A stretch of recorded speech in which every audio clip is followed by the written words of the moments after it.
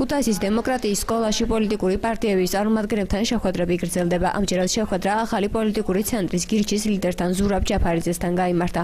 ჯაფარიძემ დაინტერესებულ პირებს პარტიის საომავლო ხედვა და სამოქმედო გეგმის პრინციპები გააცნო. როგორც დემოკრატიის სკოლის წარმომადგენლებმა განმარტეს, მსგავსი შეხვედრების მიზანი იდეათა ურთიერთგაცვლის ფორმატის ჩამოყალიბება და თემატური დისკუსიების ზრდაა. რიგით მეორე შეხვედრა გაიმართა დღეს. ეს არის ადგილობრივ სამოქალაქო საზოგადოებასა და პოლიტიკური პარტიების ლიდერებს შორის შეხვედრები.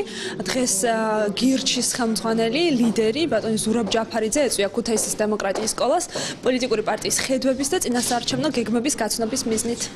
აგრძელებს სხვადასხვა პარტიების ხედვების და პროგრამების წარდგენას მოსახლეობისთვის. დღეს იყო ერთ-ერთი ასე შეხვედრა ქუთაისში, სადაც მონაწილეებს გავაცანით ახალი პოლიტიკური ცენტრი გირჩის მასთან დაკავშირებით როგორ უნდა მოხდეს ქვეყანაში არსებული ეკონომიკური პრობლემების დაძლევა, საერთოდ ჩვენ გამოსავალს და მათ შორის ძალიან კონკრეტული ხედვები, რომელიც ჩვენ გვაქვს მომზადებული.